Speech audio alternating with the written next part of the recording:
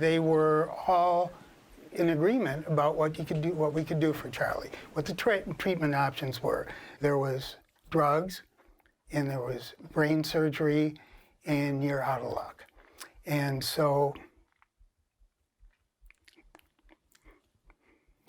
it was a while ago, but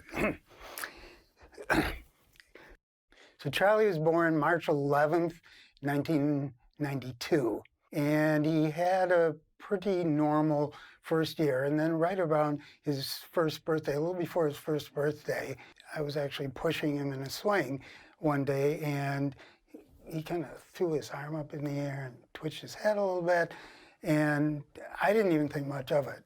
And I asked my wife, Nancy, I said, have you seen anything like that? And she said, yeah, I've seen a bunch of it. So that was the beginning, and we started seeing neurologists.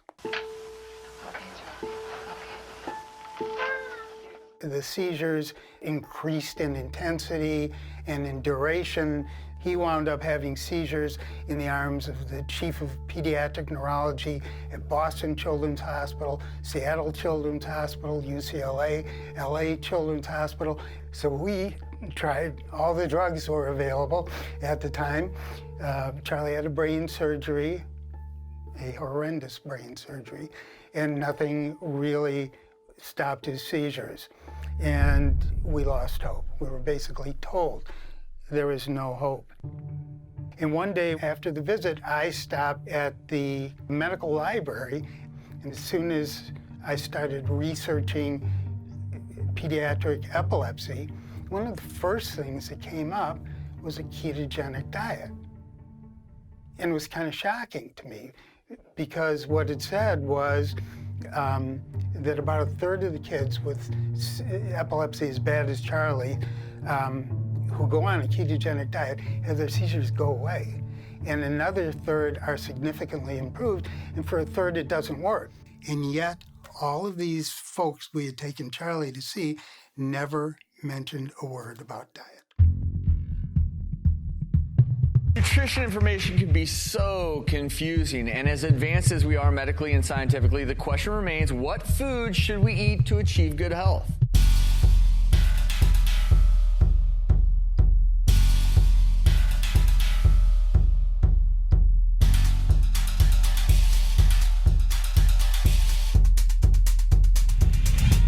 We're in a war for information, and the fallout affects all of us. The media is just going to sell what people are going to buy. And if people knew the truth, they would know what to ask for. My name is Vinny Tortorich, and I've been in the health and fitness game for the better part of 40 years, specializing in weight loss. Over the years, I've seen everything come and go at least 100 times. But as a country, we've only gotten fatter. What should I eat? What pill should I take? Should I take a pill? What about this protein shake? We all know someone who's trying to lose weight, and most of those people don't realize simply losing weight doesn't mean good health. My mother, for instance, she was always on some diet. One week it was the Cambridge diet, the next week it was the Scarsdale diet, the next week it was the cabbage soup diet. But wait a minute, the next week she ate nothing but bananas. Where did that come from? I always wonder about things like 8 8-ounce glasses of water per day. Really? Where did that come from? High blood pressure. You know, a doctor will say, oh, you have high blood pressure, stop drinking coffee. Really? These are all just myths. The myths have become ingrained in our society far too strongly for people to realize they're myths. What are some of the health myths we hear every day? Grains are good for you and fat is bad for you. Obesity is an energy balance disorder. Calorie in, calorie out. Calories in, calories out. As long as you're burning enough calories, you can ingest whatever you want. That you have to exercise to have better health. Saturated fat is the cause of heart disease. A low-fat diet is a healthy diet. We saw fat in the coronary arteries, and that must come from ingested fat. A growing number of doctors are learning that almost everything we're taught about nutrition is wrong. And I realized there was this incredible story that we had gotten it pretty much completely upside down and backward on fat. Believe it or not, the story of how we got to where we are today started in the 1860s with the Seventh-day Adventist Church and a woman named Ellen White. Ellen was a higher up in the church, and she would have these premonitions. And one night she had a dream that God came to her and said that we shouldn't eat anything with a face. I was taken to another place high above this world, and I heard a voice. There started modern-day veganism. It really didn't exist before then. There were other religious groups who were more vegetarian. They would eat eggs and dairy and so on and so forth. As a matter of fact, God also told her that coffee and tea were bad, which made no sense because both of those are vegetation. Not long after in our history, there was a man named Wilhelm Stephenson. He also believed to a certain extent that a vegetable-heavy diet was mandatory for good health. He was an explorer who ended up living with Inuits in Canada in 1906. And in that time and place, he was forced to adopt a new diet due to the lack of options. He made a discovery that will change the way you look at food. Now, this raises the whole question of food, then. You yourself must have longed for a green vegetable once in a while. Well, I did at first. At first, his preconceived notion is, I'm going to die. There is nothing green here. There is no vegetation. They simply eat fish and drink water. It was unlike anything that he'd experienced, right? Completely unlike the Western diet.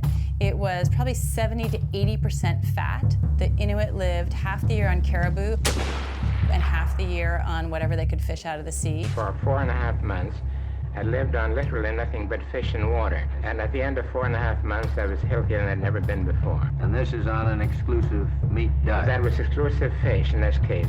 On this diet, they were perfectly healthy. I mean, Stephenson was somebody from the medical world, and he knew what cancer looked like, he knew what heart disease looked like, and he did not see anyone suffering from ill health in that community. When he came back to the United States, no one believed him, of course. What? People eating nothing but meat and fat? How could that be? They certainly would die. Dr. Charles Norris, Chief Medical Examiner, does not approve of an all-meat diet. I fail to see why the case of the Eskimo, with his strict carnivorous diet, should be cited as an example to the white American. The Eskimo has never accomplished anything, and the white man has. We have a weakness of not learning from the natives, but rather teaching them. You see everything through the colored spectacles of your education you're bringing up. You know, we go through this whole idea of green good, red bad, Greenpeace. A light turns green, it means go. Eat your greens. Yet, when you look at red, well, red means stop. Blood is red. It doesn't take long for media to pick up on these things, and we don't realize it's happening, but it's happening right in front of us. It's 10 p.m. Do you know where your children are? Back to Ellen White and her visions. Ellen was having these premonitions, and all of this was happening. The writings were happening in the mid-1860s. But 10 years earlier, in 1856, a 12-year-old boy came to work with the church. His family was in a church, and that was John Kellogg. John, by the time he was 16, was writing and putting out literature for the church. He would go on to share some of the most bizarre beliefs that Ellen White and the church had, including the idea that masturbation and sex were off-limits. Excuse me, Ricky. To stave off these sins of the flesh, you should never eat meat because meat increases sexual desire. Well, this is what eventually led to cornflakes. That's right, cornflakes were created by Seventh-day Adventists to curb sexual desires. He was the guy who figured out something that he termed dextrinization. It's when you cook down grain so much it turns into dextrose, it turns into a sugar. You know, today when you see dextrose in a product, you should run in the opposite direction. It's as bad as seeing high fructose corn syrup. It's used for bacon, it's used in salami. All the luncheon meats that you get includes dextrose nowadays because it gives it a shelf life. It's a way to cure it fast, it's cheap, it's easy to do. So something that John Kellogg started way back in the day has also seeped across to the other side and to the meat industry. There are two issues. There's always multiple questions. One is if you switch from a standard American diet of processed foods and sugary beverages and, for lack of a better word, we'll call it junk, and switch to a vegan diet with with healthy vegetables and beans and legumes and fruits, you're getting rid of a lot of crap that was probably bad for you, which is the sugar and the highly refined processed foods. You would expect somebody to feel better if they did that. The second question is, if you did that and switched to a whole food diet that was animal food based rather than plant based, would they be healthier? I have spent aggregated more than 6 years on red meat. That is seal meat, caribou meat, muskox meat, polar bear, grizzly bear, and so on. The Stephenson diet was considered an all-meat diet. So what he did in 1928 was subjected himself and a friend of his to living in a hospital, being monitored for an entire year, eating nothing but meat, fish, and water, and that became the famous Bellevue study. The studies on Stephenson, which were intensively made from every clinical angle, started on February the 13th, 1928. Stephenson was tested during the experiment with an excessively high-protein, minimal-fat diet, and as a result became ill. Stephenson said the only time that he felt ill was when he ate too much lean meat, not accompanied by the fat, but that some thick steaks made him feel better again. You have to have fat with a lean. Lean and fat together make a perfect diet. At the end, there were 6 publications that came out of that experiment by different doctors looking at whether or not they got enough vitamins and minerals and everything they could possibly measure, and they were found to be in perfect health. Excessive meat eating is not only not injurious, Dr. Lieb says, but the experiments tended to show that health was improved, resistance to disease strengthened, and the subjects underwent no variation from normal health. I wanted to try to dispel from the world the same misconceptions which I had of the Arctic when I went north. I used to think that I was well informed on the Arctic before I went north, but I concluded eventually that out of 10 things that I believed about the Arctic before I went north, about 6 were wrong.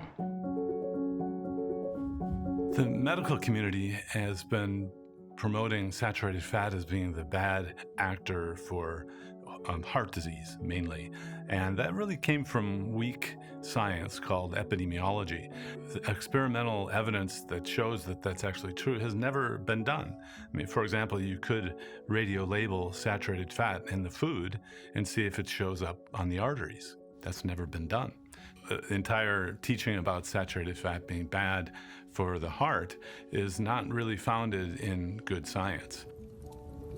It's not that the information is not out there. I remember early on when I was in college, I had a college professor explain to us that fat was our body's preferred source of energy. Okay, fat is a very good way to have energy. And that same professor a couple of weeks later said, our bodies prefer sugar when we do exercise. Weren't we talking about fat just a couple of weeks ago? Yeah, forget about all that. It's sugar. So the message, even in top universities right here in the United States, are a bunch of mixed messages. Do I think there's a big responsibility for media to do the right thing? Yes, I do. You know, we had 3 big networks, the big 3, ABC, CBS, and NBC. Whatever they told us, we went with. Hell, when I was a kid, there was still even cigarette commercials on the air. At least we figured out that that was a bad idea. Don't settle for suburban taste, suburban time. It's very easy to see how someone can think something or just say something and that becomes a reality. Breakfast. No eggs or fatty meats. Instead, eat grains and fiber that actually lower cholesterol. How about the term heart-healthy grains? We've all seen it. Many people believe it. After all, the terms come from studies that prove it to be true, right? Those were studies looking at whole grains versus white processed flours and grains. So of course, when you're comparing it to something like white processed flour, it's going to be better.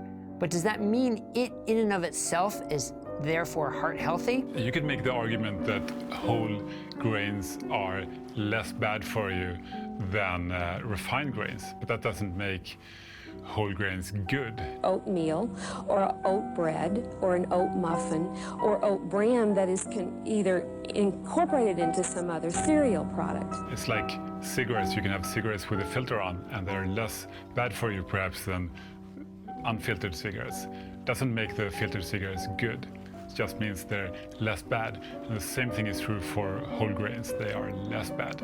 We should put more emphasis on our vegetables. We should think about the vegetables we're going to have for dinner rather than the meat portion. Listen, I'm not a doctor. I'm just a guy with a physical education degree who became a trainer and somehow found myself in the world of modeling.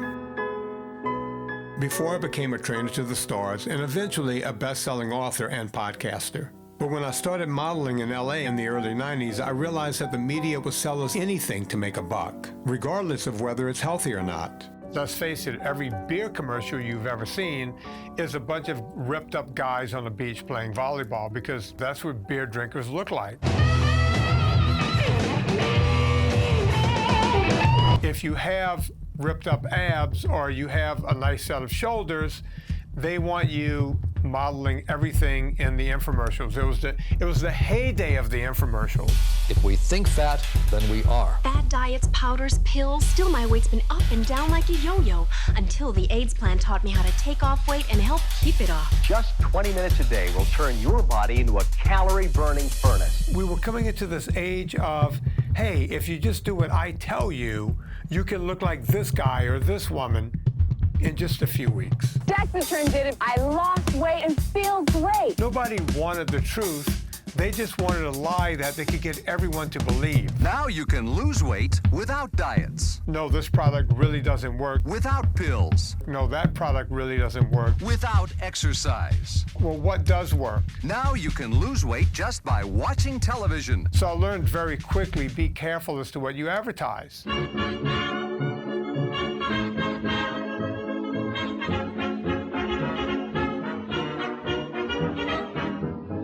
The 1920s and 30s, it was a lot different. We were learning a lot of things back then.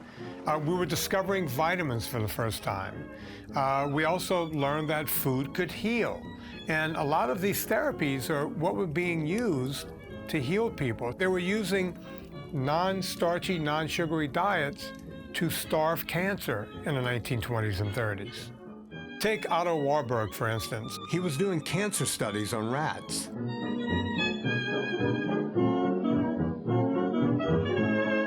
He thought that the outcome would be that oxygen was what was fueling cancer cells to grow. And what he learned with rats was that it was actually the sugar. In the healthy cell, glucose is split into carbon dioxide and water. The tumor cell, however, is able to split glucose into lactic acid, and so, in a certain sense, get along without oxygen, and at the same time, obtain the necessary energy from its food. This is true not only in tumor cells separated from the body, but also true of tumors in animals and human beings. His discovery was well known as the Warburg effect, and it was shown to help in somewhere near 80% of the cases of people who had cancer. Why does it feel like no one knows this information? We were making these discoveries, so what else contributed to them not taking hold? We had a Great Depression, and then we had a war. A lot of people were having trouble putting food in their mouth, period. So I don't think people were caring that much about their health. People were just trying to eat anything. People didn't eat out as much. We made homemade dressings. You didn't have dressings that were full of processed oils, and we weren't adding high fructose corn syrup to everything that we ate. We ate real whole foods that were cooked at home. Even fast food was different back in the 1940s and 50s. If you had French fries, they were made from rendered animal fat, basically beef tallow, which was a better way to cook junk food. So even our junk food was better in the 1940s and 50s and 60s. It wasn't until we got to the 1950s where people started to become more prosperous. We saw the advent of TV dinners and all this stuff, and more sugar, and processed foods came from everywhere. But what really happened in 1955, when one of the most popular presidents of our time, Dwight D. Eisenhower, had a heart attack. News of President Eisenhower's sudden illness, described by his doctors as coronary thrombosis, came as a severe shock to us all. Films of President Eisenhower made just before his heart attack are dramatic evidence of the suddenness of the illness that shocked the nation. President Eisenhower's heart attack struck at a time when he was close to the zenith of his prestige at home and abroad. It follows that the president's illness is a vital concern to the entire world. Well, if he could die, what could happen to me? You have to understand, this is a period in the 1950s when America is in a complete panic about the rising tide of heart disease. Before that, we never thought about heart attacks. We never thought about health and fitness. We didn't think about the food we were eating. No one back in the 1950s knew what their cholesterol score was, much less even knew what the word cholesterol meant.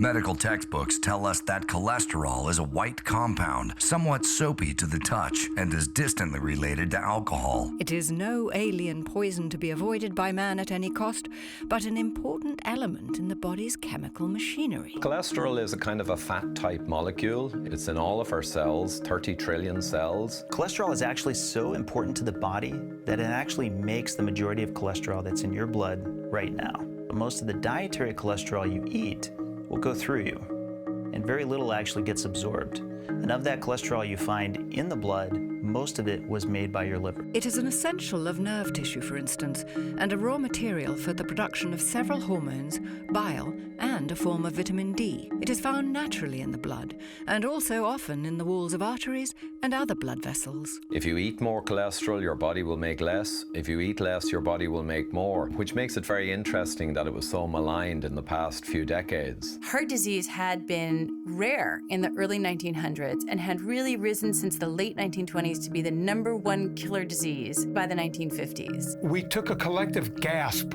in this country. We didn't want to have another president die in office. Just imagine your president not being in the Oval Office for 10 days and he's in bed. Besides, this guy was very popular. People wanted to find out what caused it. Could it have been his diet? And if so, what was he eating and how can we change it? This was also the time when the media was more prevalent. Motion picture cameras join newspaper reporters in the old State Department building for an historic presidential press conference. The first ever filmed in sound by newsreel cameramen. Well, I see we're trying a new experiment this morning. I hope it doesn't prove to be a disturbing influence.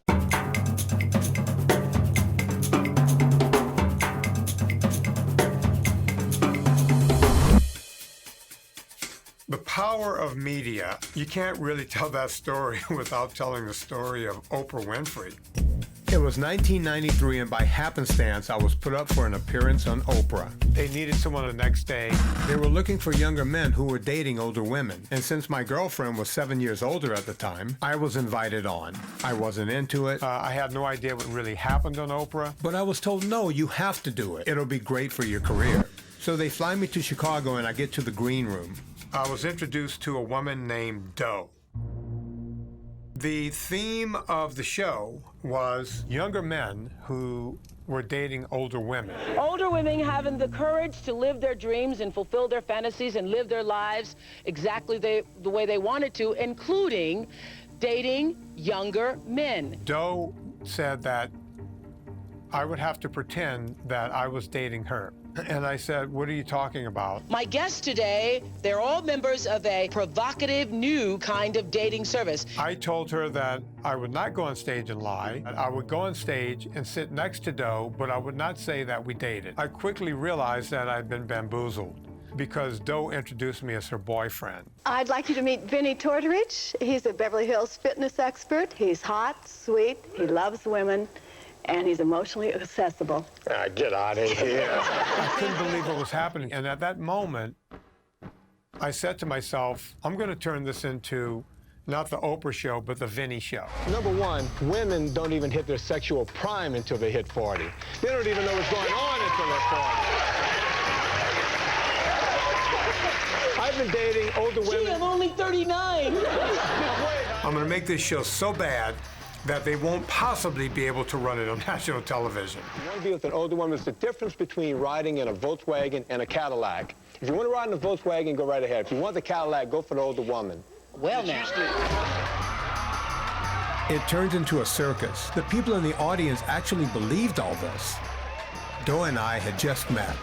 It was like the audience was participating in this huge game of Mad Libs. Two different generations. How was school? Oh, I learned arithmetic. I don't see how two people can have something in common if they're not the same age. It seems like people are treating this like some sort of fetish. What could you possibly have in common? Let's say Cher walked into the room and said she had to have you. Sally, get Cher on the phone. I ended up asking Cher out on a date during the show. Cher is on the phone. Cher, my name is Vinnie Tortorich, and I want to say this in front of the whole country. Is the camera on me? Yeah, camera's on. Cher, I live in Beverly Hills. Let's get together and have lunch. I'll have my agent call your agent, and we'll do it because we'll have a great time. No matter how outlandish I got, they seemed to enjoy it more and more. What I want to know is from the ladies in the audience, should I have lunch with this guy? As a matter of fact, you can see Oprah. Oprah started dancing in the aisles. The show ended, and I went back to LA, and I just assumed, well, that show is going to bomb. As of last year, it was the 7th highest-rated show in Oprah's history. People still recognize me for it today, and virtually none of it was true. I took that realization that media can change everything. Eisenhower has a heart attack, and he wants the whole country to know that this was a real issue. I am happy the doctors have given me at least a parole, if not a pardon, and I expect to be back at my accustomed duties, although they say I must ease my way into them and not bulldoze my way into them. But the media had other ideas. They have their own agenda. He had the common cold of heart attacks. He didn't really have a bad one. The media was trying to show him on the golf course, having a great round of golf. It was thought that diet was the cause. He was also like a 4-pack a day smoker, which may very well have given him his heart attack. Yes, according to this survey, more doctors smoke Camels than any other cigarette. Try Camels yourself. Right around that time enters Ancel Keys. Ancel Keys was a pathologist at the University of Minnesota. He got the idea in the 1950s that saturated fat and cholesterol were what caused heart disease. It strikes without warning. Of 10 men, we can expect 5 to get it. But we can't say who, or when, or why. Ancel Keys was this incredibly persuasive person. He had a really outsized belief in his own ideas. The facts are simple. You know the chief killer of Americans is cardiovascular disease, disorders and degeneration of the heart and blood vessels. Here are vital statistics. They show that this problem here in America is the worst in the world. Ancel Keys was famous for something called the 7-country study. This is where he went and studied 7 different countries and came up with this hypothesis as to how we're supposed to eat based on correlation. Ancel Keys is the one who proposed what he called the diet heart hypothesis, and that was that saturated fat and cholesterol, dietary cholesterol, would give you a heart attack, especially saturated fat, like hot oil down a cold stovepipe. It would just clog up your arteries and give you a heart attack. The problem is he cherry-picked these countries to fit what he was trying to hypothesize. It set out to prove that the more calories you got from fat, the better chance you had of getting heart disease. It seemed like a straight line between the least fat consumed and the most fat consumed, with the U.S. at the top. The only problem is Keys studied 22 countries. And if you factor in all of those countries, the results were all over the place. He just took the 7 countries that proved this point, that fat causes heart disease. This study made Keys the temporary savior of the medical community, and therefore the world. Such that he was able to get onto the American Heart Association Nutrition Committee, and he turned the whole association around in 1 year and got them in 1961 to recommend that all Americans restrict saturated fat and cholesterol in their diets in order to fight heart disease. Dietary fat and its relation to heart attacks and strokes. Most persons in the United States who are overweight will find it profitable to reduce their total caloric intake. Reducing the amount of fat in the diet is one way to do this. This is the first advice anywhere in the world telling people not to eat saturated fat and cholesterol to fight heart attacks. That's like the beginning of it all. That is what just blossomed, bloomed, grew into the giant oak tree of advice that we have now. We have no credible evidence to say that saturated fat causes heart disease. And that sounds crazy to say when you look at our government guidelines and our dietary guidelines, but there is no high-level, credible evidence to show that saturated fat causes heart disease. The interesting thing about Keyes, he got virtually everything wrong, but it never infected his humility. We live in a time right now when we've had a narcissistic turn. People are very primitive and narcissistic, a lot of injuries in childhood, and it has caused us to perhaps not have the most secure sense of self and identity. People attach themselves to one particular approach to diet, and it develops into an identity around which people maintain a religious intensity. They defend it as though any question in their dogma is like you're questioning their religious dogma or threatening their very sense of the fabric of reality. And so we start looking around for things to attach ourselves to, and political groups, religious organizations, different diet fads, we attach ourselves to these groups, and we look to the groups for our identity. So our going forward in life is somehow threatened by somebody saying, hey, maybe fat's not so bad for you. It's positively comedic, but it's becoming ridiculous. In the United States, coronary heart disease is so common that all one has to do to study the complete natural history of the disease is to take a sample of men, any sample of men that are now healthy, follow them, wait a little while, and a lot of them will have coronary heart disease. Well, it wasn't very long before it appeared that there was some connection between coronary heart disease and cholesterol in the blood. No question, we hear over and over and over again that cholesterol equals mortality. We've seen it in the commercials. Fleischmann's margarine. It's the only leading margarine made from 100% corn oil. It has no cholesterol. We've heard about it from our doctor. Over time, they build up on the walls of veins and arteries, helping to clog them, restricting blood flow. It's what causes heart attacks and strokes. We've heard about it plenty of times from our friends and our family. And because of that, we tend to think it's just simply the truth. It certainly has the degree of repetition that we would expect. In the 60s and 70s, we were focusing more on the specific types of cholesterol, LDL and HDL. And LDL became known as the bad cholesterol. And all of a sudden, medicine was focused on LDL. It was noticed that higher cholesterol in the blood appeared to correlate or track with higher heart disease rates. Cholesterol is carried in the blood by proteins called low-density lipoproteins, or LDLs. The more cholesterol we eat, the more the number of LDLs, and that's dangerous. So essentially the idea was developed that the higher cholesterol was getting into your arteries and was causing arterial disease. Because the higher that lipoprotein level goes, the greater the risk of heart disease. There are some studies that show a correlation. Does that mean causation? And this is a very important differentiation that is too infrequently made. Because something is correlated doesn't mean it is the cause. So if high cholesterol is present in people who are having heart disease, we have to look a little further as to why that is and if there are other factors. When you really look at the studies and you crunch the data, LDL is not the best marker for heart disease. What's even more powerful are your ratios. So whether it's your total cholesterol to HDL ratio or your triglyceride to HDL ratio, those have better predictive value than LDL itself. The ratios indicate your level of insulin sensitivity or insulin resistance. So the best cholesterol measures are not actually even talking about a cholesterol thing. They are indirectly talking about insulin resistance and health. A lot of the fat research, look, we saw fat in the coronary arteries and we thought that fat must be coming from somewhere. It must come from circulating fat and that must come from ingested fat. It was a very simplistic kind of idea. The contrary opinion, the alternative hypotheses, which has been around for a couple hundred years, is that we get fat because we eat carbohydrates like pasta, potatoes, bread. They used to be called simple carbohydrates.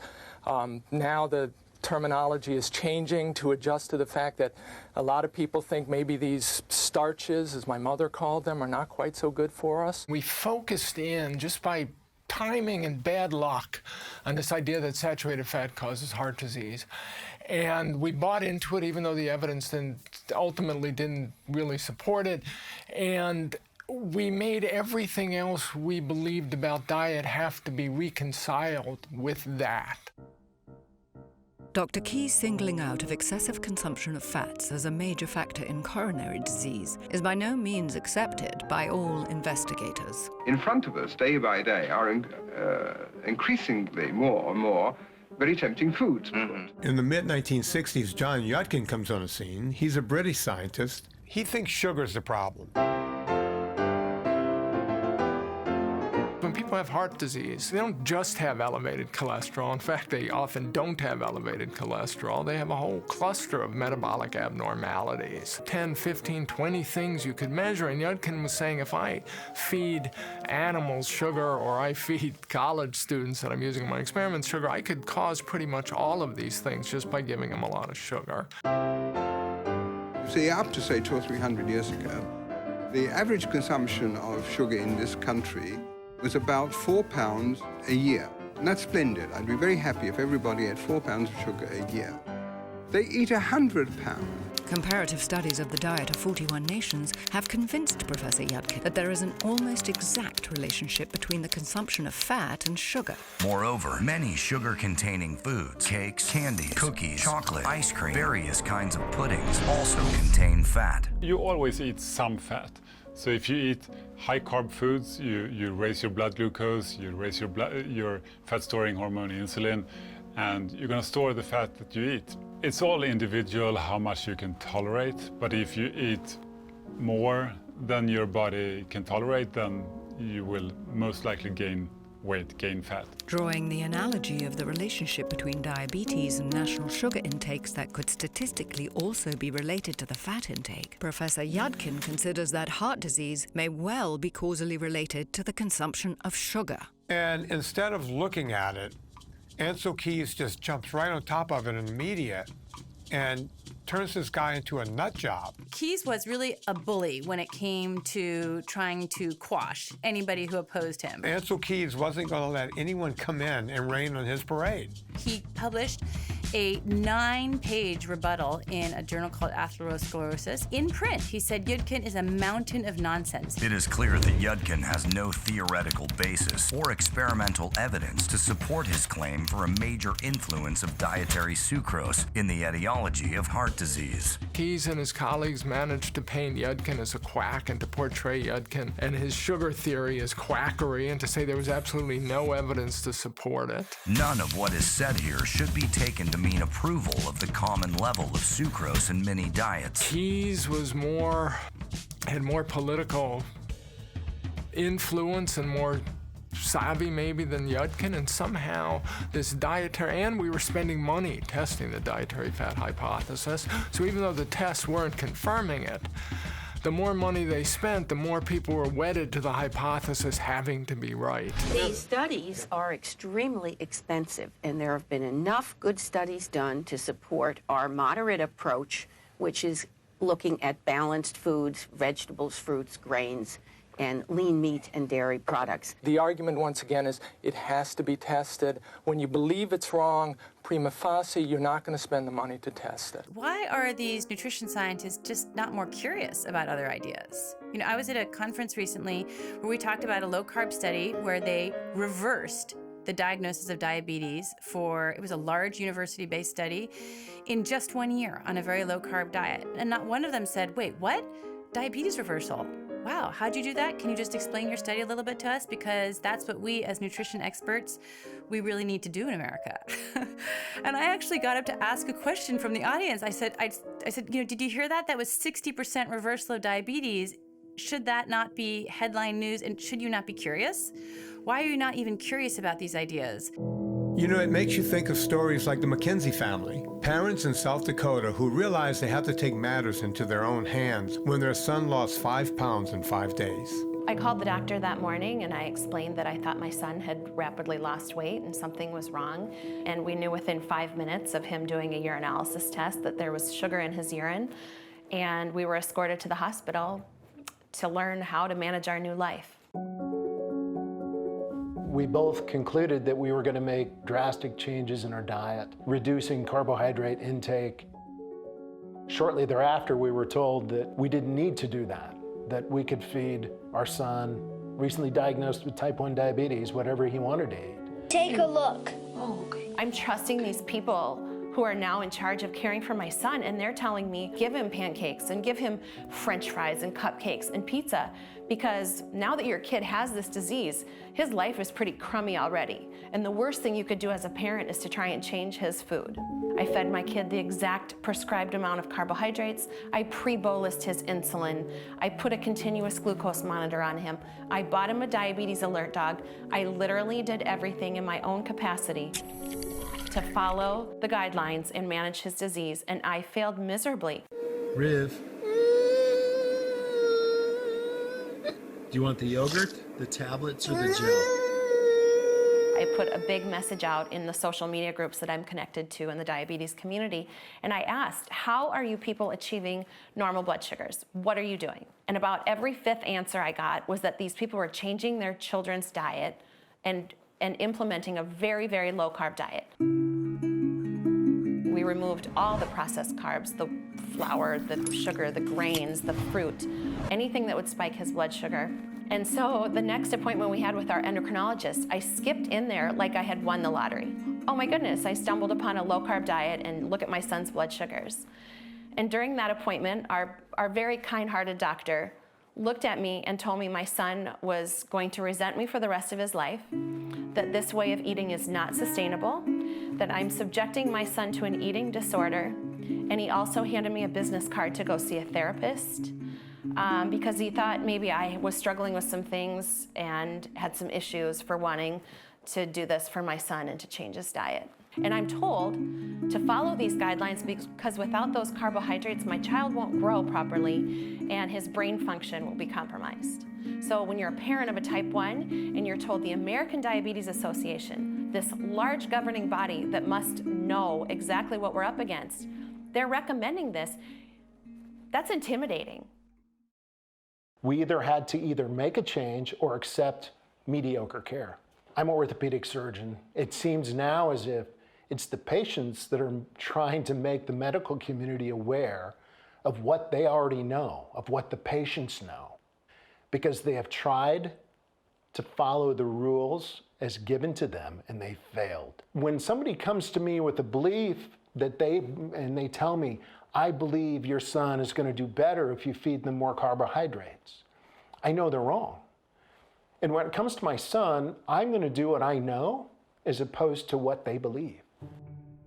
Our son went from taking 45 to 50 units of insulin every day to maybe 15 units of insulin. If you extrapolate that over every child with this disease, you can understand that that's going to have a marked effect on the profitability of the disease. I think we underestimate people's ability to make a change. And I think if there were doctors and nurses and dietitians who are willing to give patients that option, I think the face of diabetes would be different. We're a very weird culture because we have an endless amount of energy to talk about almost everything. But when it comes to the core issues and the ones that just affect everything, such as family or such as diet, we have, we just went through an election. We talked about everything, but no one ever talked about diet or family or any of this stuff. Now you have kids with type 2 diabetes. You have fatty liver disease. You have sleep apnea. None of this stuff existed before. And if you think it's just old people using this, it's getting younger and younger and younger. It's an epidemic, and it's one of those things like, hey, powers that be, hey, folks in charge, this is going to break the bank. How do people scream all day about Medicare and this doesn't come up? Never comes up. Because it's not sexy. Voted. It doesn't work. No, you want votes? Telling people like hard news, like, hey, Mom, you're poisoning your kid. Get your shit together. No votes for you. The current recommendations, it started in the late 60s in response to a documentary that aired on CBS News called Hunger in America. This spring, a private agency, the Citizens Board of Inquiry, released an exhaustive report claiming that serious hunger exists many places in the United States. Out of a total population of 200 million, the report states, 30 million Americans are impoverished, with family income below $3,000 a year. 5 million of these people are helped by 2 existing federal food programs. Now, a new figure must be added.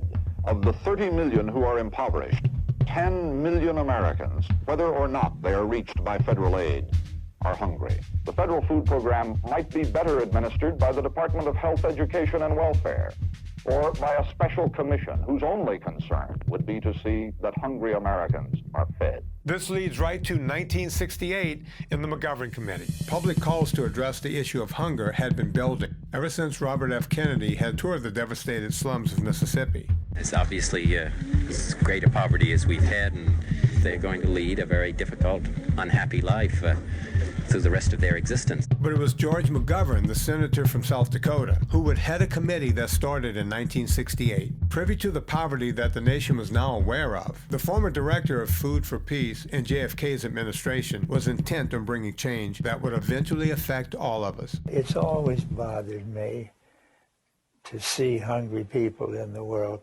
I like to eat. If we are to save ourselves in this country, it seems to me that a radical restructuring of our policies and priorities is absolutely necessary. There is nothing more to say, really. Senator Kennedy died at 1:44 this evening. We've got to draw the line at violence, so I have mixed emotions. I'm supporting the president as he tries to bring this war to a close.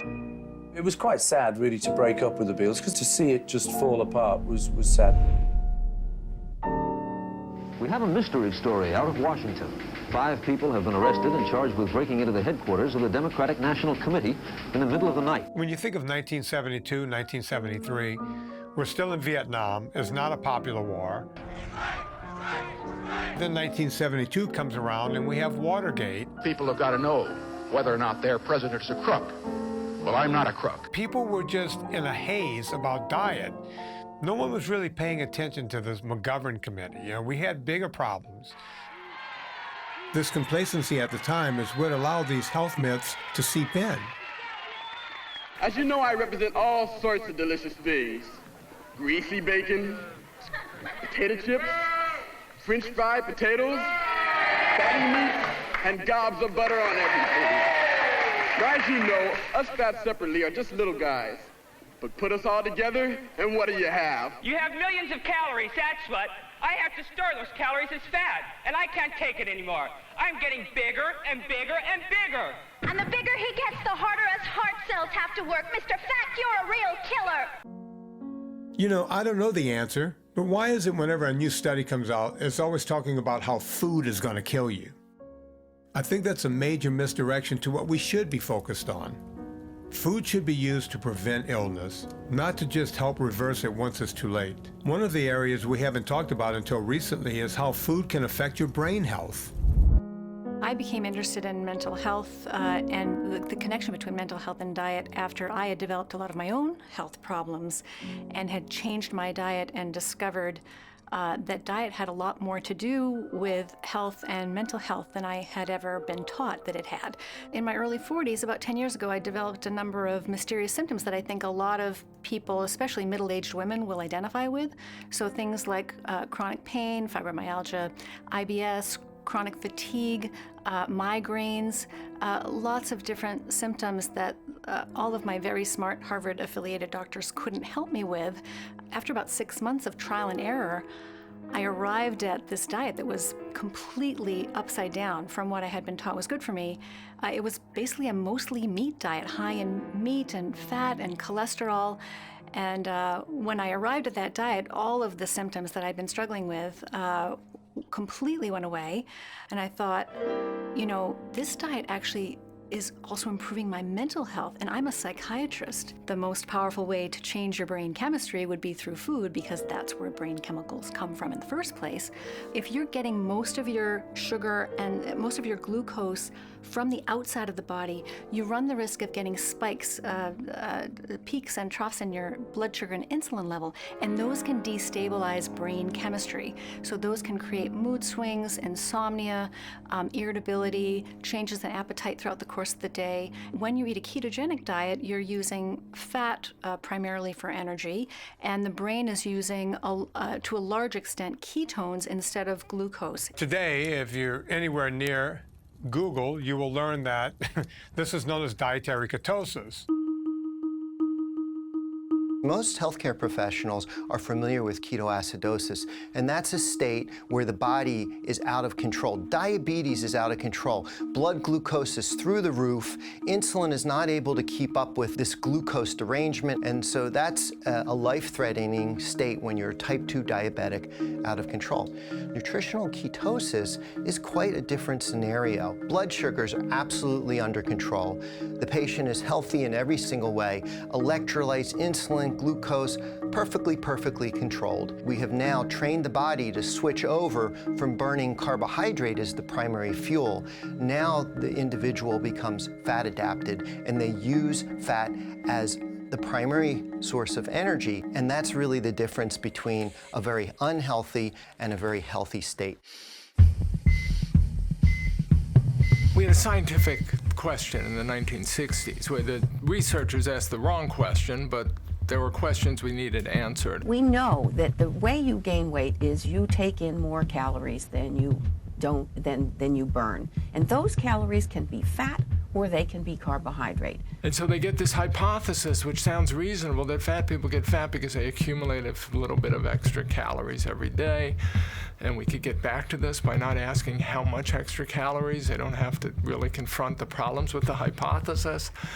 And that becomes a theory ever since. The history of science, once again, is full of commonsensical facts that turned out to be dead wrong when we did the science. You're certain, you use words like "it proves." When you look at the data, it either isn't there or we just didn't do the experiment. Speaking of experiments, here's a timeline of events that happened with the McGovern Committee. After a year of fighting for funding, the committee operations began in 1969. There were Democrats and Republicans, including future presidential candidates George McGovern, Walter Mondale, and Bob Dole. The initial goals of the committee centered around hunger and malnutrition, and this led to the legislation in 1970 with principles of free food stamps and nationwide standards for eligibility. It was in 1971 that the committee expanded to focus on eating habits in poor neighborhoods. But in 1972, this extremely pressing issue was put on hold so that McGovern can run for president. When he lost 49 states to Richard Nixon, who would eventually resign and be replaced by this guy, it was back to fixing America's health. In 1973, the Senate Select Committee on Nutrition and Human Needs began to hold hearings on the American diet and heard dozens of eminent doctors and scientists linking cholesterol to heart disease. Unfortunately, dietary guidelines were based on this singular focus to lower cholesterol. While we're treating heart disease by supposedly lowering bad cholesterol, we're going to help people lose weight. If you tell a public of 215 million people what they're eating is going to kill them, they're going to probably listen. And the unintended consequence is that someone is going to step in and take advantage of these people when it doesn't work, right? Coincidentally, drug companies were spending millions of dollars developing drugs to target LDL. In the 80s and 90s, a class of drugs was invented called the statins, and these drugs did lower the cholesterol very effectively, and they also were shown to lower heart disease rates. But the question that's probably more interesting to me, that I think should be more interesting to you, is does it help you live longer? It might reduce heart attacks by 20 or 30% at best, and it doesn't really reduce mortality much. We like simple answers that we have treatments for, but that's not where the best evaluation and treatment for heart disease is. It's absolutely amazing to me the trajectory of statins and low-fat diets with everything we have today stemmed from a committee that was focused on poverty and people who weren't getting enough to eat. And somehow cholesterol got into the mix thanks to Ancel Keys. And in a complete U-turn, in 1974, they expanded the committee to focus on overnutrition. The very recommendations made led to people eating way too much of the wrong kind of food.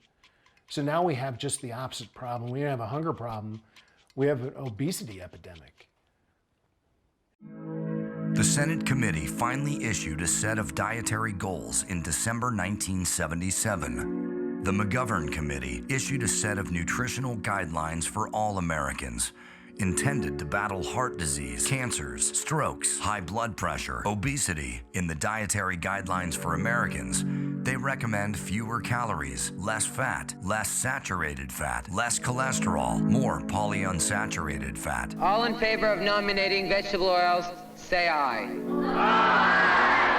Less sugar, less salt, more fiber, more starchy food. The committee's original report urged Americans to reduce their risk of heart attacks by reducing their intake of cholesterol down to the equivalent of about 1 egg a day. This great experiment we were doing with tax dollars seemed to have one idea repeated over and over. Cholesterol is bad, cholesterol is bad, on its own or in conjunction with other things. One way to look at it is that saturated fats are healthy when you're not eating carbohydrates, or that saturated fat was never unhealthy all along, but that gets you into the realm of you're telling people that what they've believed is wrong. As time has gone on, both doctors and private citizens have done their own experiments. As a software engineer, I look a lot at networks.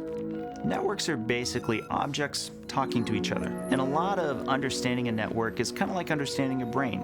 No one cell in the brain controls your whole body. That actually cholesterol was part of a larger network of objects and how it is that they can move about to provide us what we need. Another thing we don't talk about is how complicated the human body is. For the government to even recommend what you should be eating in the first place is one thing, but for them to do it in such a simplistic way is another. You know, there were certain scientists that had some hypotheses, and they said, well, some of the stuff we're looking at is leaning towards red meat might be bad for your heart. The commission would say, well, what do you think? Doctors took issue with that at the hearing, saying that 8 studies involving 5,000 patients failed to show hard medical evidence that diet has anything to do with heart attacks. I have pleaded in my report and will plead again orally here for more research on the problem before we make announcements to the American public. Yes, before you make announcements to the public, you should have data that proves what you're saying. Maybe like Dave Feldman did. My story is a bit interesting. I found that I could move my cholesterol up and down with the dietary fat that I ate. So the more fat I ate, the lower my LDL-C. The less fat I ate, the higher my LDL-C. On a 3-day diet of over 5,000 calories and 450 grams of fat, he lowered every marker of cholesterol. I eventually got a number of other people to replicate this. The success rate is somewhere around 85% of those people went on a low-carb, high-fat diet, fatty cheeses, fatty meats, fatty nuts. And in doing so, even though their calories increased substantially, even though their saturated fat just jumped through the roof, their LDL-C and their total cholesterol plummeted. It's very unintuitive, but sure enough, the more fat they would eat, the lower their LDL-C. Dave Feldman is not a doctor at all. This guy took all of the science that was available and figured it out. Yet members of a publicly funded committee took 10 years to find nothing. And when they were pressured to change recommendations with no science to back it up, they ran around in circles for a while and came out with the same report, but this time they said, oh, you can have some meat and some salt. I would only argue that senators don't have the luxury that a research scientist does of waiting until every last shred of evidence is in. So there you have it, the national advice that everything you see today is based on. That report was then taken over to become official government policy. So it went over to the U.S. Department of Agriculture, and by 1980, they came out with the policy, which was the Dietary Guidelines for all Americans. I think it's audacious that the government, based on very weak evidence, should tell Americans what to eat, a healthy population at the time. How do you tell some guy from the Midwest who's been living on beef his entire life to start eating vegetables? Especially at that time, you couldn't get them year-round. You couldn't get fruit year-round. It wasn't like it is today where we refrigerate and ship fruits and vegetables around the world. You're telling people from different parts of the United States what to do, how to do it, and everyone's just throwing their hands up going, I'm going to do the best I can. Do I think the government was complicit in causing this problem? Yes. Do I think they meant to do it? Absolutely not. I think McGovern's heart was in the right place. They just went the wrong way about it. But we went on that experiment, and the government put us on that experiment. They didn't ask us about it. They didn't ask our advice. They just told us how to eat, and they told the food industry, asked the food industry to produce low-fat food products. Industry slowly is responding to it, producing foods that are lower in salt and fat and so on, and people are beginning to get the message. Low cholesterol, no cholesterol, lowers cholesterol. Good fat, bad fat, low fat, non-fat. Milk suddenly came in, bewildering number of varieties, all of them reduced in fat.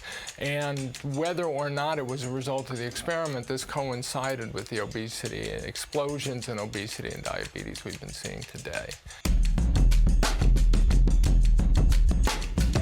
The 1980s brought in all sorts of brand new foods.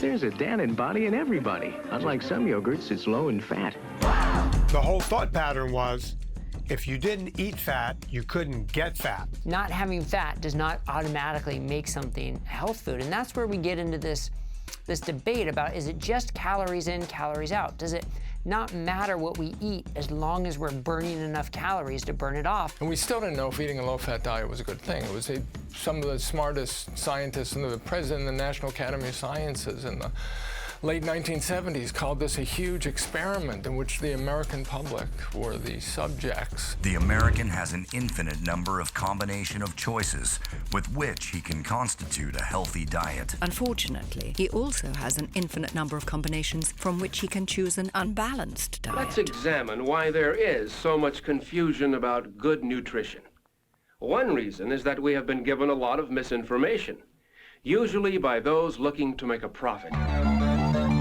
Today, there are still many unusual ideas as to what we should eat. People tend to believe that just because it's in print or on television, it must be true. The 80s also brought in all sorts of new fitness trends. Make the commitment now and watch how fast you see results. Are you ready to do the workout? We couldn't get enough of fitness in the 1980s, but although we were doing all of this, we weren't getting any thinner. Our sugar consumption increases in part with the introduction of high fructose corn syrup, and that's an unintended consequence of these government actions. It's arguably the case if they had done nothing, we wouldn't have had this epidemic. We might have had it anyway, but they probably or almost assuredly made it worse. For 25 years, we've been pushing a low-fat dogma. It said, eat less fat. First it said, eat less total fat, and you'll have less heart disease, less cancer, and you'll weigh less. Then that's not exactly true. This started because there's incontrovertible evidence that saturated fat is bad, and that is well established in long-term trials. You build up in a community, institutions, organizations, everybody collects to them people who think just like they do. Like, we like each other, we respect each other because we think alike. You know, I know nothing about you other than that you think like I do, so I respect the way you think. And institutions do this. And then somebody else comes along from the outside and says, oh, you guys all got it wrong. And look, here's the evidence. All these obese, diabetic people are neck deep in obesity and diabetes. We got to change everything. It's hard to accept. It's hard to back out of. There's no way to back out of it that doesn't destroy your credibility. In this country, we have freedom of choice to say what we want to say. We have freedom of choice to print what we want to print. We have freedom of choice to think what we want to think, but we do not have freedom of choice for our own health care. Why? I guess profit and politics and power. The MDs and nutritionists and all people need to work together for the total benefit of this country's health. So in 1992, we did the most brilliant thing we've ever done as a country. We started the food pyramid. Now, this is so ridiculous that I can't even ever remember, because in my own mind, it makes no sense. I always have to read it off of a piece of paper. The pyramid, at the base, the biggest part was bread, cereal, and rice. 6 to 11 servings, not per week, hang on folks, per day. If you went to the maximum vegetables, that's 5 vegetables a day, 5 servings. And fruit, if you went to the max, that's 4. That's 20 servings of carbohydrates every day. And then when you get into milk and dairy, milk has carbohydrates, there's lactose in milk. That's like drinking sugar. And on meat, the most you can have in any given day is 3 servings. Now it gets even worse because we start wondering this, what's a serving? What's a serving of meat? They didn't tell you how many ounces. Well, I can tell you it was 2 to 3 ounces per serving, but who knew that? You gotta eat the right stuff. Start with a little meat, a little dairy. You gotta add a bunch of fruit.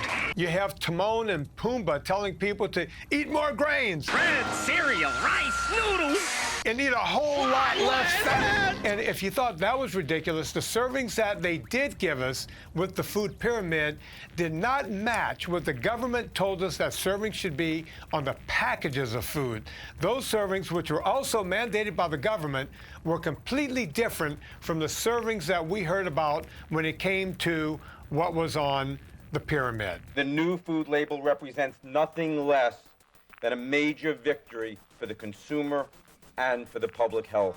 When you're given a percentage and you see that this is 50% or this is 10% of your expected daily total, then you know very quickly that this food either contributes a lot of fat or a little bit of fat, and how to plan the rest of your diet around this particular food. This food label, which will be on virtually all foods, will be a benchmark for nutrition information well into the 21st century. The government makes the manufacturers put the product ingredient list in the amount in which it appears on the package. If the number one thing in it is grains, you will see rice first. If the second thing is sugar, you will see sugar second. These companies got really smart at some point and figured out, hey, wait a minute, we can't do it this way because people are seeing sugar, sugar, sugar, sugar. So what they do is they name the sugars other things. At last count, we were at 70 names, 70 different names for sugar on packages. Let's say you're diabetic, type 1, type 2, it doesn't matter. If you don't know how to read these labels, your life hangs in a balance. This is the world we live in. This is our society, this is our community. And if we don't fix it, who will? No one will. The food label has become a veritable minefield of misleading and downright false claims. And many in Congress feel the same way. They're concerned that any confusion over the truthfulness of health claims could be dangerous because the potential benefit of displaying important health information on food labels would be lost if consumers lose confidence in what they're being told. When I was a kid in the late 70s, the term metabolic syndrome did not exist at all. Metabolic syndrome is not one thing, it's several things. It's fatty liver disease, it's type 2 diabetes, something else that barely existed in the 70s. We have people on statins and metformin. None of this existed in this quantity in the 70s. We've gone from here to here in just a few short years. So the same foods that my mother's generation grew up believing would go right to their hips. You know, by the 1980s, we were being told to eat 6 to 11 servings per day. They were the base of the food guide pyramid in the 1990s, and they coincided with this obesity epidemic.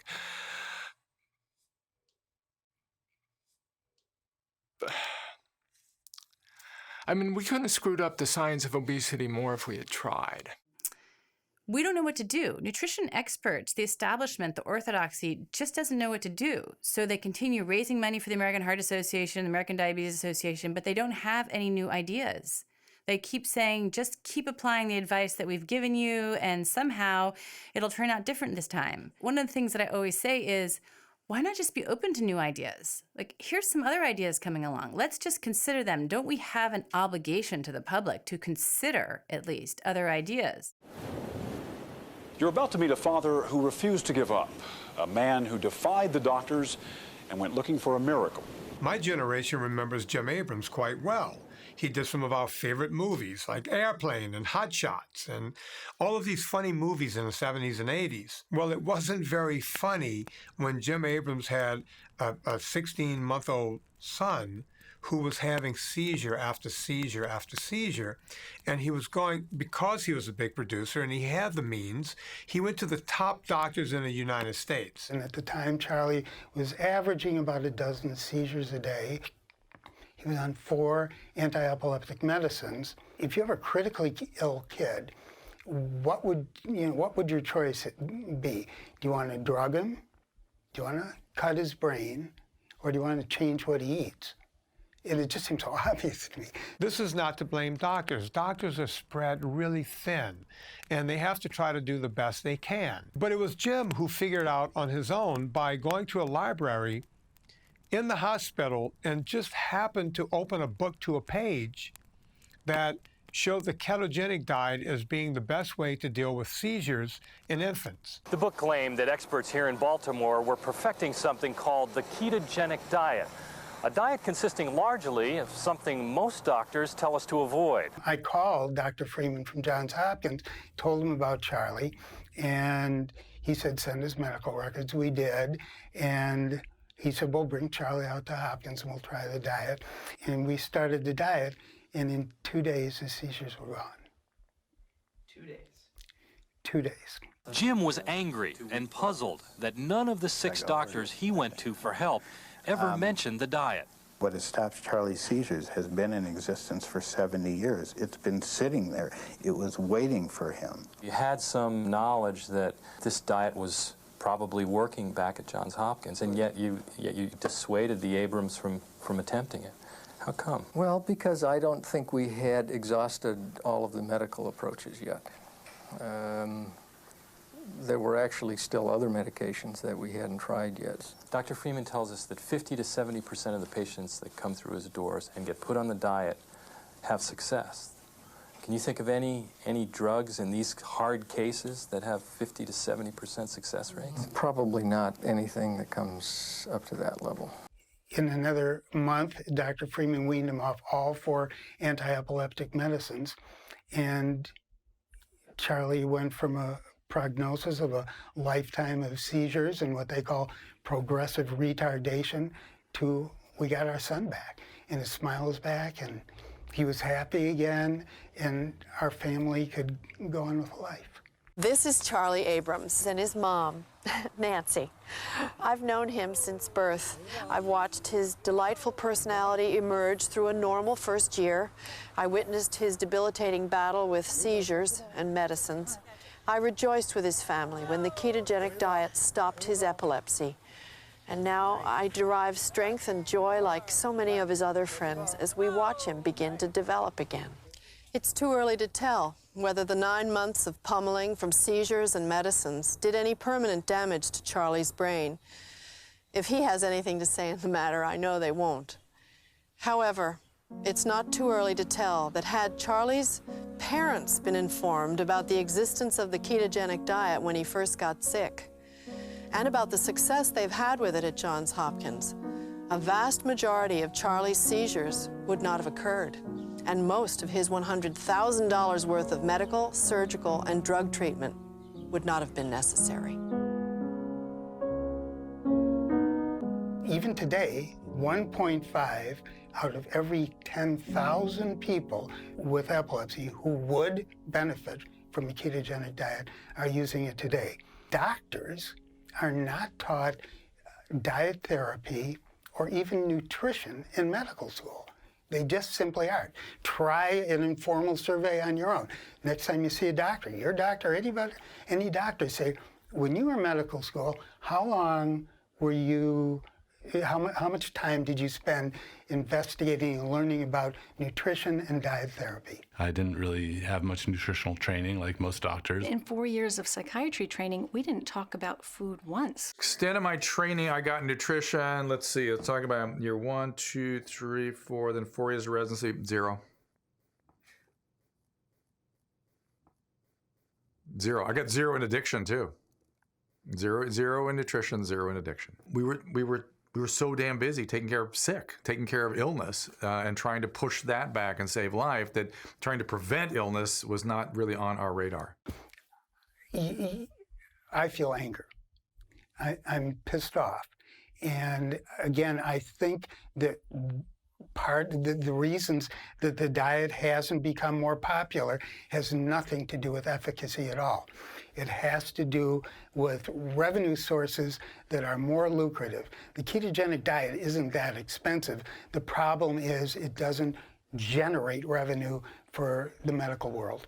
There are powerful forces at work in our medical system that have nothing to do with good health.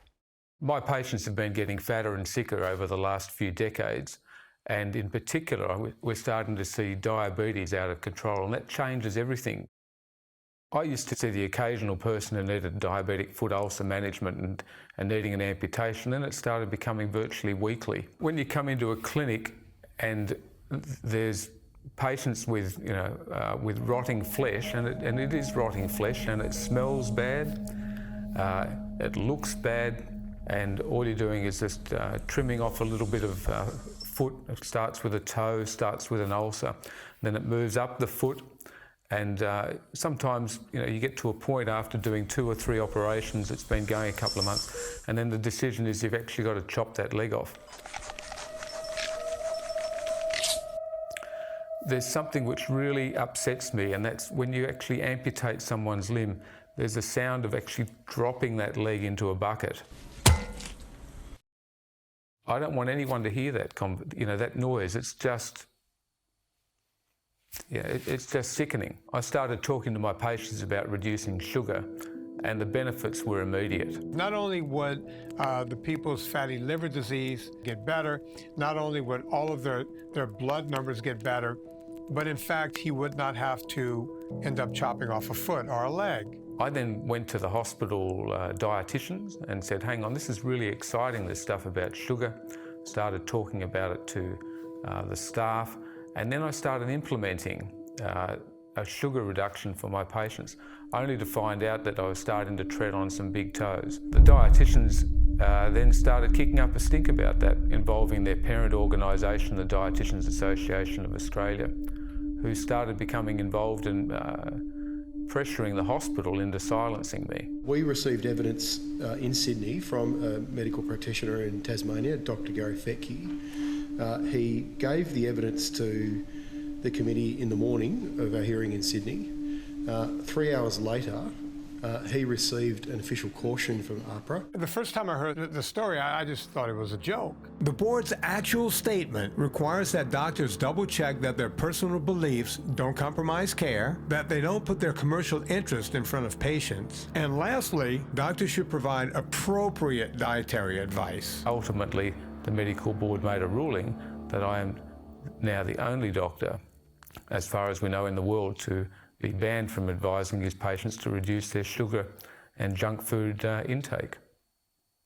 And if that sounds crazy, then that's what it is. We recognise that the being subject to the notifications process for a practitioner can be an extraordinarily stressful thing, because there are pretty serious issues at stake ultimately in terms of their practice of their profession and their reputation. And their reputation. And despite the fact that we are not punitive in our focus, we are protective in our focus, so our mandate is a public protection focus, we understand and appreciate that it may not feel like that for the practitioner involved in the process. For a long time, I couldn't actually work out why there was anything actually against what I was talking about. Everything about reducing sugar and carbohydrate is basic biochemistry. It's in the first 100 pages of textbooks. There's nothing extreme about it. Once you see the results of reducing sugar and carbs, particularly in diabetes, you can't unsee them. At this point, I think there is active suppression of this science, and this has been going on since the 60s. One of the things that I found in my research, the biggest ever test of Ansel Keys' hypothesis was something called the Minnesota Coronary Survey. It was on more than 9,000 men and women in 5 Minnesota mental hospitals, which was a really well-controlled study because somebody in a hospital, you can control everything they're eating. They gave half the people what was considered the normal amount of saturated fat, regular milk, regular meat, cheese, butter, etc. The other half, they gave 9% saturated fat, so soy-filled milk, soy-filled cheese, soy-filled burgers. They found that the people on the vegetable oil, soy-filled diets there was no effect on cardiovascular mortality or total mortality. That study was not published for 16 years. One of the principal investigators, Ivan France, was asked by a journalist, "Why did you not publish the study?" He said, "Well, there was really nothing wrong with it. We were just so disappointed in the way it came out." Well, that's like, that's basically scientific fraud, not publishing your results. I've started to ask the question, what got in the way? What's withholding the message? Well, there is a pharmaceutical and medical device industry that makes billions selling their products to doctors who have no interest in diet therapy. There is a sugar industry that adds sugar to all of our processed foods that has no interest in promoting a sugar-free diet. There is a cardiology community led by the American Heart Association that has been spreading misinformation about a high-fat diet based on flawed science for over 70 years. Those diets have been used in children for many years who have epilepsy, and those children show definite cognitive dysfunction. Also, those diets contain Which means they so don't much. think as clearly. That's Those right. children are also children who have as many, they're intransigent childhood epilepsy. They have as many as 400 seizures a month. They're untreatable by drugs. They go on the diets, and the diets, I think it cures 33% of them, cures them. They These have are children epilepsy, who- and then they aren't able to think. Today, Charlie is a elementary school teacher at a certificate in early childhood education. He boxes, he plays piano, and we are beyond grateful every day for his outcome. I'm not sure what would have become of me if my family hadn't found the ketogenic diet, but I doubt that today I would be an A student in high school with lots of friends. I doubt I would have been playing piano for the last 8 years, and I doubt I could hit an 8-iron 160 yards. And they just couldn't accept that they were dealing with these intractable conditions.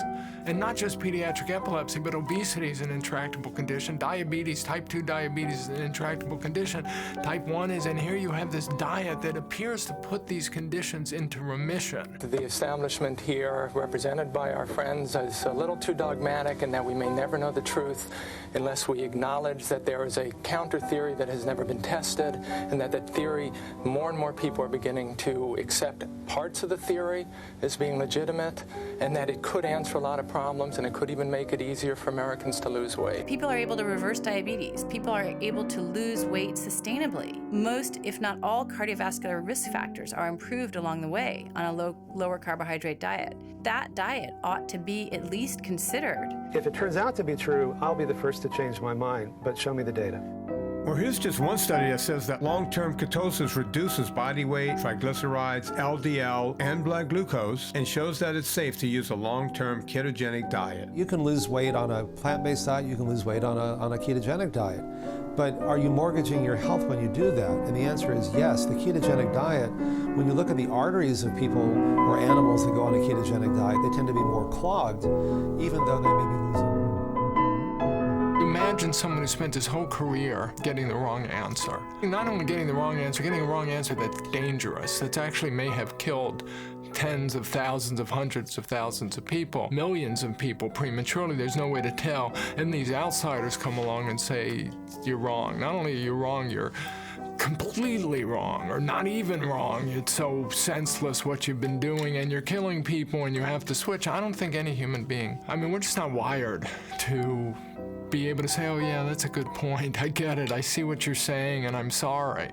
And if you're an institution like the American Heart Association, imagine the press release you would have to write. Dear American public, we're sorry if we killed prematurely your loved ones and your parents, and maybe we're killing you, but in retrospect, we shouldn't have given the advice we did.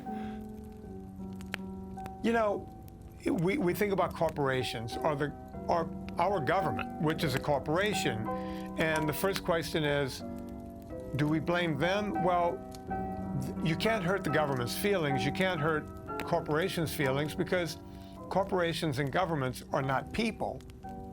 They're machines. They're just big, giant machines. And any person in that machine is just a cog, and there's no way to hurt anyone's feelings or to get on anyone's bad side. It's just a machine that keeps running.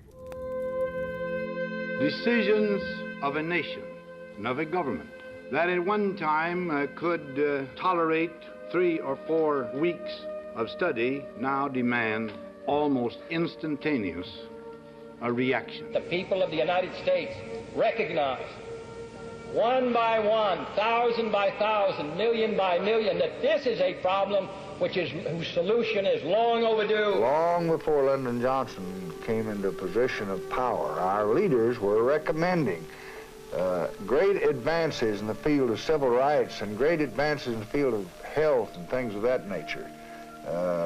I just happen to be the catalyst. We're living in a fast age, and all of us are rather impatient. I am proposing today a new national health strategy. It emphasizes keeping people well, not just making people well.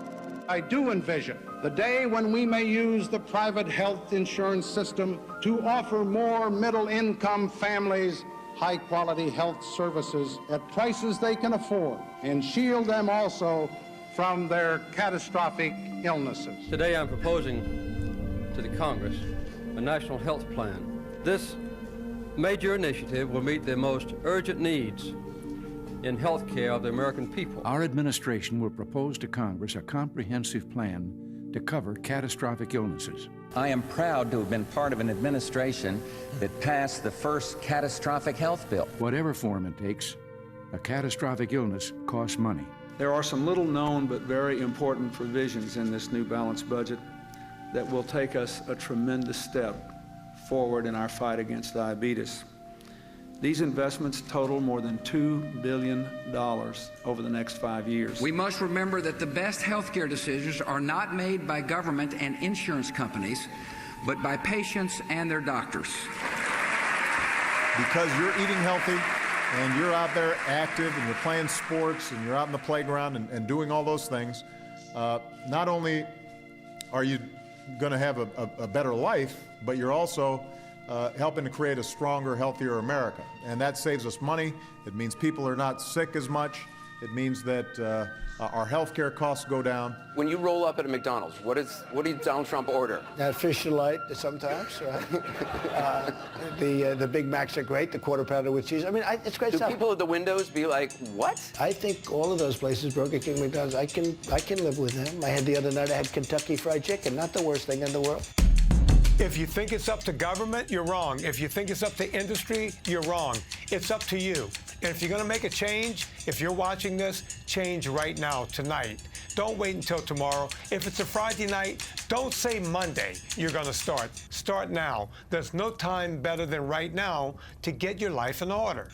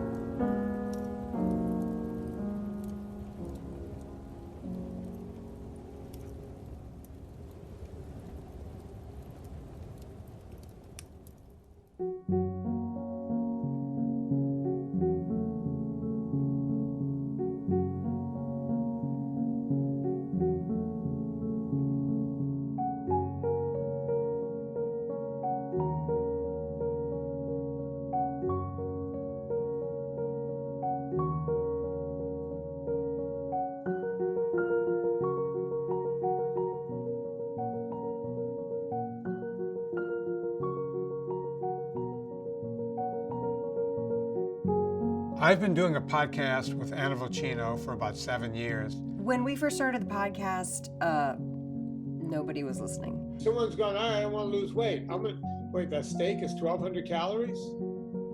This bowl of pasta is 500 calories less? And as a woman, you're told, don't eat more than 1,200 calories a day if you want to lose weight. So you think, oh, I can have that steak because that's my whole day. We started attracting the attention of people in the low-carb community, doctors, authors, like Gary Taubes, Nita Teicholz. It's important for us to have the experts on because we're like, see what that guy said. Anna also, turns out, is a great cook. As a person who works with food a lot, I get asked many questions about fake sweeteners or fake this or fake that, and I personally think it's going to have to go in an even more natural direction where we just have this return to just eating food in its most natural state.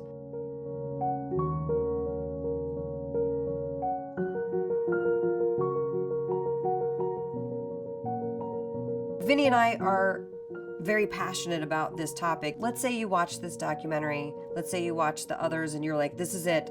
I'm going to do this. I am going to give up the processed sugars and grains and I'm going to go for a high-fat, low-carb diet. And which you should do it. Try it. It can't hurt to not have sugars and grains. Like, just try it. When that happens and there's an adjustment phase, all of us in this country, myself included, have been in the diet mentality. If we can peel back that diet mentality, it would be amazing.